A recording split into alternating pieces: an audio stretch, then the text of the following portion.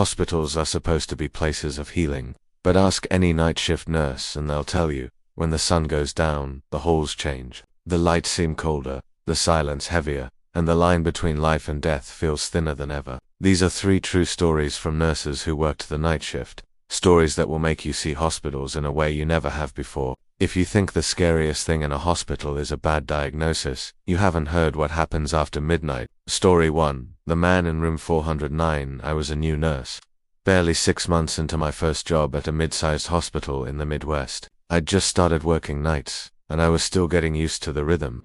How the world outside seemed to disappear. How the building felt like its own little universe. My first real scare came on a Tuesday. Just after 2 a.m. I was making my rounds, checking vitals, when I noticed the door to room 409 was open. That was odd. The patient, Mr. Larkin, was a quiet man in his 70s, recovering from surgery. He never left his bed without help. I peeked in and saw him sitting up, staring at the window. The blinds were closed, but he was fixated on something I couldn't see. Mr. Larkin, I whispered. He didn't answer. I walked over, gently touched his arm. He flinched, then looked at me with wide, terrified eyes. He's here, he whispered. He's waiting for me. I tried to reassure him, but he just shook his head. Don't let him in, he said, voice trembling. Don't let him take me. I checked his vitals, heart racing, blood pressure high. I paged the on-call doctor, who came in, gave him something to help him sleep, and told me not to worry. Post-op delirium, he said. It happens. But I couldn't shake the feeling that something was wrong. I closed the door, dimmed the lights, and went back to the nurse's station. An hour later, the call light for room 409 went off. I hurried down the hall, but when I got there, the room was empty. Mr. Larkin was gone. We searched the floor, checked the stairwells, even called security. No sign of him. Finally, we found him in the basement, sitting on a folding chair in the dark, staring at the wall. When I asked how he got there, he just said, he called me. I had to go. Mr. Larkin died 2 days later. The official cause was complications from surgery, but I'll never forget the look in his eyes that night, or the way he whispered, "Don't let him in." Sometimes, when I walk past room 409, I swear I feel someone watching me from the shadows. Story 2. The elevator. My friend Jess has been a nurse for over a decade, and she swears she'll never take the service elevator alone again. It happened during a night shift in the old wing of the hospital, the part that always felt colder, no matter how high the heat was turned up. Jess was transporting a patient to radiology, and the only elevator available was the old service lift at the end of the hall. She pressed the button, waited for the doors to creak open, and wheeled the gurney inside. The patient was sedated, barely conscious, so Jess was alone with her thoughts as the elevator started to move. Halfway between floors, the lights flickered and the elevator shuddered to a stop. Jess pressed the emergency button, but nothing happened. The patient started to stir, mumbling in her sleep. Then, Jess heard it. A soft, raspy breathing, coming from the corner of the elevator. She turned, but there was no one there. The breathing got louder, closer, until it sounded like someone was standing right behind her. Jess pressed herself against the wall, heart pounding, as the temperature in the elevator dropped. The patient started to thrash, eyes rolling back, whispering something Jess couldn't understand. Suddenly, the lights snapped back on and the elevator lurched into motion. The doors opened on the next floor, and Jess practically dragged the gurney out. She looked back just in time to see a shadow flicker across the back wall of the elevator, gone in an instant. Jess refuses to use that elevator now, even if it means taking the stairs. She says she still hears that breathing sometimes, late at night, when the halls are empty and the lights start to flicker. Story 3. The Child in the Hallway. This one comes from a nurse named Maria, who worked the night shift in a pediatric unit. She'd heard all the stories about the haunted rooms, the ghostly footsteps, the lights that turned on by themselves, but she never believed any of it until the night she saw the child in the hallway. It was just after 3 a.m., the hour when the hospital felt most deserted. Maria was charting at the nurse's station when she heard laughter,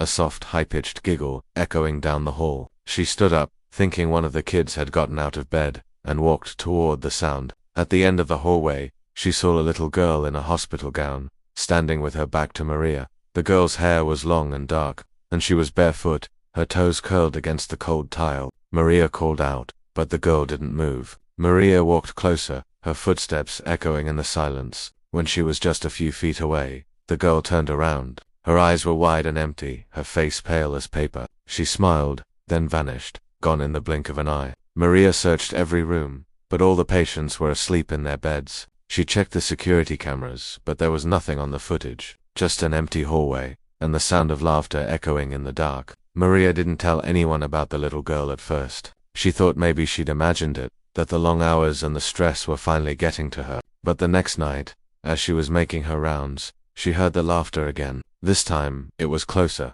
just around the corner from the nurse's station. She followed the sound, her heart pounding in her chest. The hallway was empty, the lights flickering overhead. She checked every room, every closet, but found nothing. When she returned to the nurse's station, she found a single, tiny handprint smeared on the glass of the medication cabinet. It was too small to belong to any of the patients on the floor. Maria started asking around, quietly at first. She learned that other nurses had seen the little girl, too, always at night, always in the hallway, always vanishing before anyone could get close. Some said she was the ghost of a patient who'd died years ago, a little girl who'd never made it home. Others thought she was just a trick of the mind, a product of exhaustion and fear. But Maria knew what she'd seen. She started leaving a small toy in the hallway every night, a stuffed bear, a doll, a plastic car. In the morning, the toy would always be gone, only to reappear days later in a different part of the hospital. It became a ritual, a way to acknowledge the presence that lingered in the halls. One night Maria was working a double shift.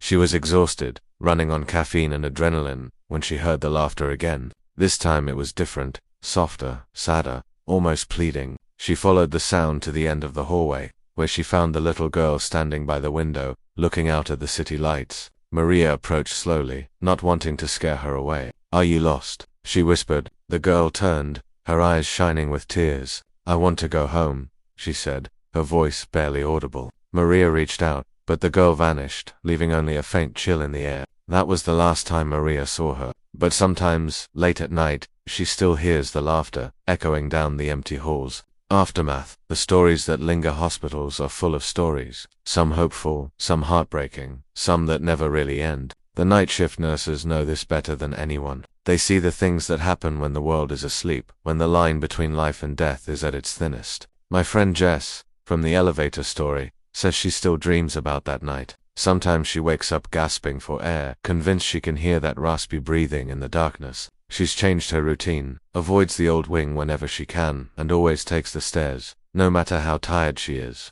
The nurse who found Mr. Larkin in the basement still works at the same hospital. She says she's learned to trust her instincts, to listen to the little voice that says something isn't right. She never ignores a patient's fear, no matter how irrational it seems. Sometimes, she told me, the things we can't explain are the ones we need to pay the most attention to. A fourth story, the shadow in the ICU.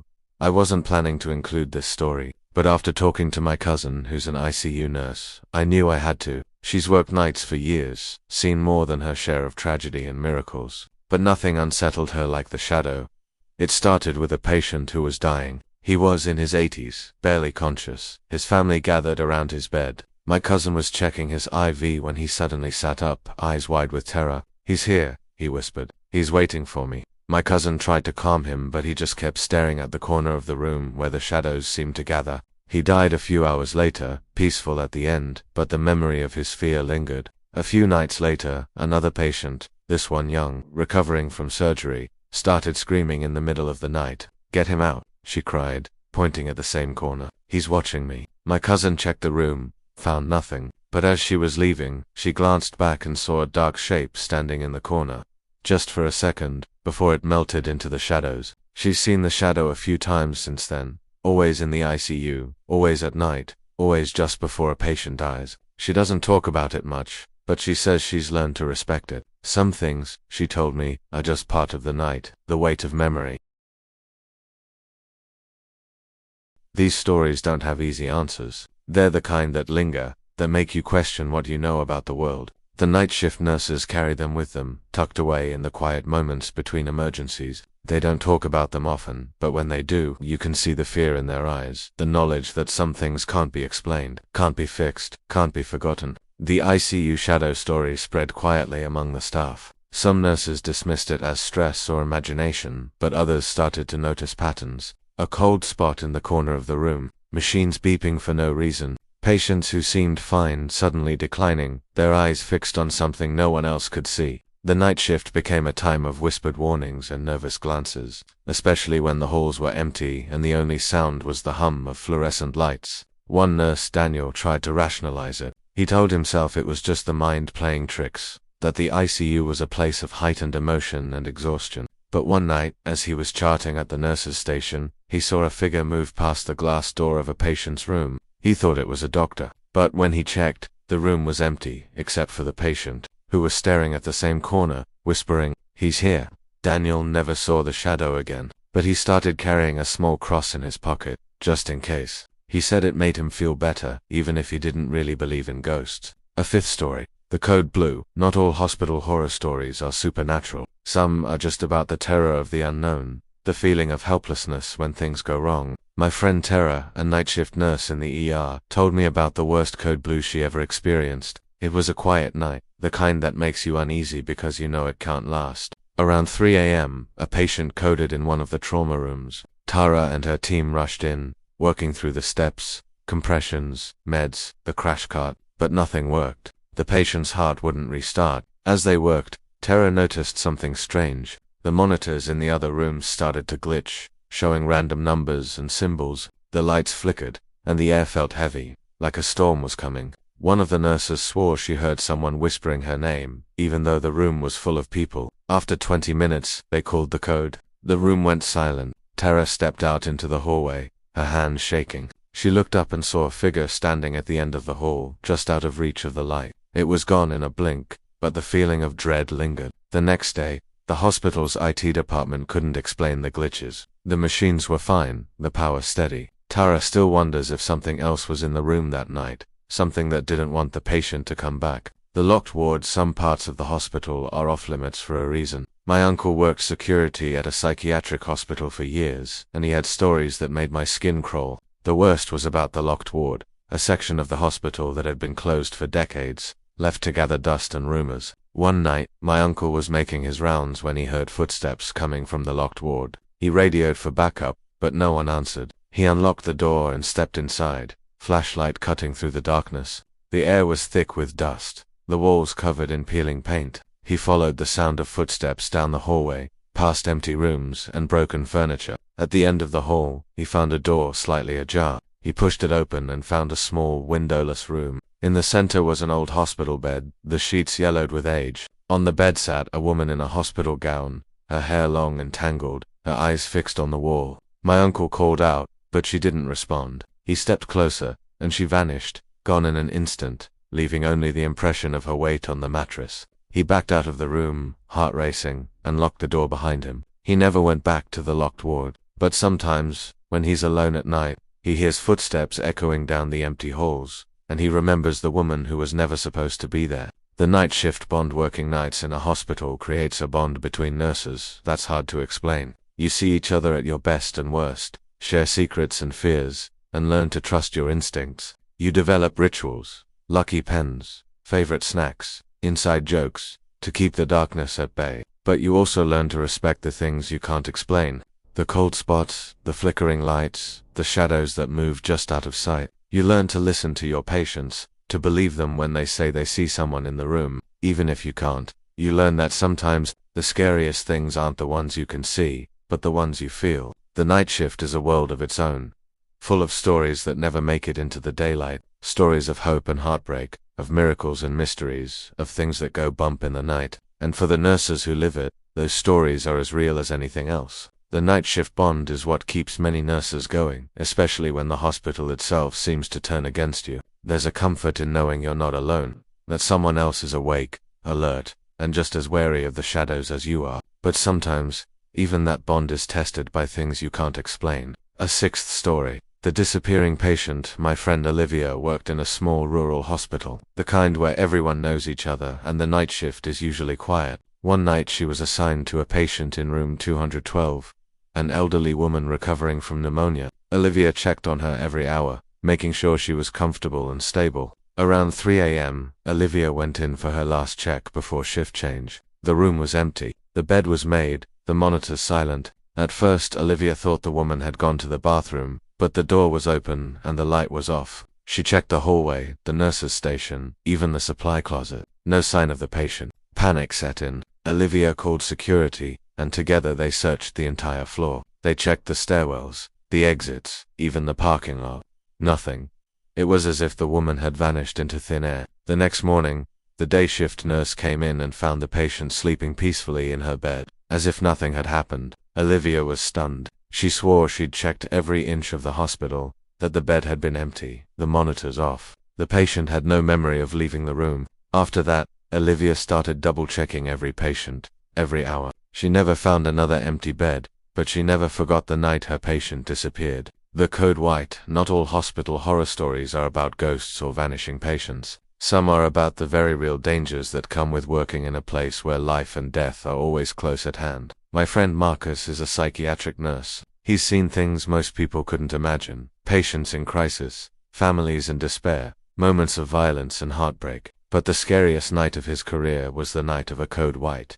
A code white is called when a patient becomes violent, or out of control. That night, a young man in the psych ward snapped. He barricaded himself in his room, smashing furniture and screaming at the top of his lungs. Marcus and the security team tried to talk him down, but nothing worked. Finally, they had to go in. Marcus remembers the fear in the man's eyes, the way he seemed to be fighting something no one else could see. It took 6 people to restrain him, and even then, he kept screaming about a shadow in the corner, a voice whispering his name. Afterward, Marcus sat in the break room, shaking. He couldn't get the man's words out of his head. He's here. He's waiting for me. It was the same thing Mr. Larkin had said, the same thing patients in the ICU whispered before they died. Marcus doesn't believe in ghosts, but he believes in fear. He believes in the things people see when they're at their most vulnerable, when the world is slipping away. And he believes that sometimes, the scariest things in a hospital aren't the ones you can treat with medicine. The night the lights went out, every hospital has a story about the night the power failed.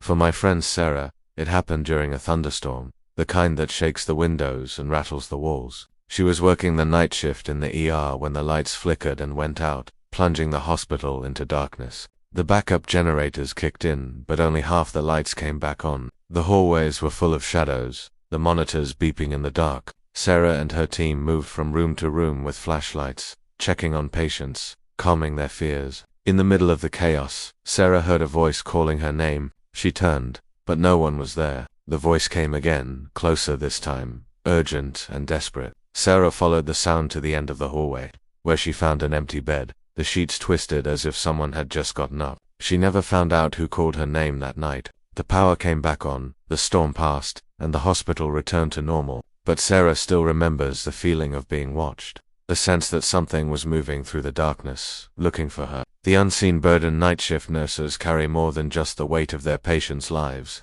They carry the stories, the fears, the things that go bump in the night. They learn to trust each other, to share their burdens, to laugh in the face of fear, but they also learn to respect the things they can't explain, the mysteries that linger in the shadows. The unseen burden for every nurse who shares a story. There are dozens who keep theirs locked away. Maybe it's superstition, or maybe it's just easier not to talk about the things you can't explain. But the stories are there, whispered in break rooms, traded over coffee at 4 a.m., or confessed in the quiet moments before dawn. A 7th story, the old woman in the chair. My friend Leah worked in a long-term care unit, mostly with elderly patients. She said there was one chair in the corner of the common room that no one ever sat in. The staff called it the watcher's chair. Patients would glance at it nervously, and sometimes, in the middle of the night, Leah would find someone sitting there, staring at the wall, eyes wide and unblinking. One night, Leah found Mrs. Green, a patient with advanced dementia, sitting in the chair. She was whispering to someone Leah couldn't see, her hands twisting in her lap. When Leah asked who she was talking to, Mrs. Green just smiled and said, "She's waiting for me." A few hours later, Mrs. Green passed away in her sleep. After that, Leah avoided the chair, and so did everyone else. But sometimes, when she walked past it, she'd feel a cold draft, as if someone had just gotten up and left. The call light. Every nurse knows the dread of a call light going off in an empty room. My friend James was working a double shift when the call light for room 317 started blinking. The room had been empty for weeks, waiting for renovations. James went to check, thinking it was a wiring issue. When he opened the door, the room was dark and cold. The bed was stripped, the furniture covered in plastic. But the call light was still blinking, casting a red glow on the wall. James stepped inside, and the door slammed shut behind him. He tried the handle, but it wouldn't budge. The air felt heavy, pressing in on him from all sides. Then he heard a voice, soft and sad, whispering, "Help me." James pounded on the door, shouting for help. When another nurse finally opened it, the room was empty, the call light off. James never went back to room 317. The renovations were finished, but the new patient assigned to the room lasted only one night before demanding a transfer, saying she felt like someone was watching her. The night visitor. Some stories are so strange, you almost don't believe them yourself. My friend Carla was working the night shift in a small hospital when she saw a man walk past the nurse's station. He was tall, wearing a hospital gown, his face hidden by shadows. Carla assumed he was a patient and followed him down the hall, calling out for him to stop. The man turned the corner and disappeared. Carla checked every room, but no one was missing. She asked the other nurses, but none of them had seen anyone. Later, when she checked the security footage, she saw herself walking down the hall calling out to someone who wasn't there. Carla still wonders if she imagined the whole thing, or if the hospital really is haunted by more than just memories. The final rounds. As the night shift winds down, nurses make their final rounds, checking on patients, tidying up, preparing for the day shift. It's a time of relief, but also of reflection. The stories from the night linger, settling into the quiet corners of the hospital, waiting for someone new to find them. Some nurses light a candle in the chapel before heading home. Others say a quick prayer, or just take a deep breath and let the tension go. But everyone carries something with them, a memory, a fear, a story that won't let go. The weight of the night hospitals are places of hope and healing, but they're also places of loss and fear. The night shift nurses know this better than anyone. They see the world at its most vulnerable, its most mysterious. They learn to trust their instincts, to respect the things they can't explain, to find comfort in each other when the darkness feels too heavy. And when the sun finally rises, when the halls fill with light and life, the stories slip back into the shadows, waiting for the next night, the next nurse, the next believer. There's a strange peace that comes with the end of a night shift. The world outside is waking up, but inside the hospital, the night's secrets linger. The nurses gather their things, say quiet goodbyes, and step out into the morning, carrying with them the weight of what they've seen and heard. Some stories they'll share, others they'll keep to themselves, but all of them become part of the hospital's memory, a tapestry of hope, fear, and the unknown. I think about all the stories I've heard from night shift nurses. The man in room 409 who whispered about someone waiting for him, the elevator that filled with cold, raspy breathing, the little girl in the hallway laughing and crying, always just out of reach, the shadow in the ICU, the patient who vanished, the code blue that glitched every machine in the ER, the locked ward, the old woman in the chair, the call light blinking in an empty room. Each story is different, but they all share the same thread, the sense that, in the quiet hours of the night, the hospital becomes a place where anything can happen. If you're listening to this, maybe you're thinking about your own experiences. Maybe you've spent a night in a hospital listening to the hum of machines, the distant footsteps, the whispers in the dark. Maybe you've felt that chill, that sense of being watched, that moment when the world feels thinner and stranger than it should. Or maybe you're a nurse yourself, and you know exactly what it's like to walk those halls after midnight, to see things you can't explain, to carry stories you can't forget. The truth is, hospitals are full of mysteries. Some can be solved with science and medicine, with charts and tests and careful observation, but others defy explanation. They linger in the corners, in the flicker of a light, in the echo of a voice, in the feeling that you're not alone. The night shift nurses know this better than anyone. They learn to respect the unknown, to trust their instincts, to find comfort in each other when the darkness feels too heavy. But there's another side to these stories too. The way people come together in the face of fear. The way nurses support each other, share a laugh, offer a shoulder to cry on. The way they find strength in the small victories, a patient who makes it through the night, a family reunited, a moment of peace in the chaos. The night shift is hard, but it's also full of hope, of resilience, of quiet heroism that rarely gets noticed. So if you ever find yourself in a hospital at night, remember this: you're not alone. There are people watching over you, people who have seen things you wouldn't believe, people who carry the weight of the night so you don't have to. They may not have all the answers, but they have stories. Stories that remind us that the world is bigger and stranger than we think, that hope and fear can exist side by side, that sometimes the only thing standing between us and the darkness is a nurse with a flashlight and a steady hand. And if you're a nurse, or you know one, take a moment to appreciate the courage it takes to walk those halls, to face the unknown, to care for others when the world is at its quietest and most mysterious. The night shift is a world of its own, full of stories that will never make it into the daylight. But for those who live it, those stories are as real as anything else. These were 3 true hospital horror stories from night shift nurses. And a few more, because the truth is, the night is never short on mysteries. The next time you pass a hospital after dark, look up at the windows. Somewhere inside, a nurse is making her rounds. A patient is whispering to someone only they can see. A shadow is moving just out of sight. The stories are still happening, even if you never hear them. So tonight, when you turn out the lights and settle in for sleep, remember the people who are just starting their shift. Remember the stories that linger in the dark. And if you ever find yourself awake in a hospital at 3 a.m., listen closely. You might just hear a story of your own.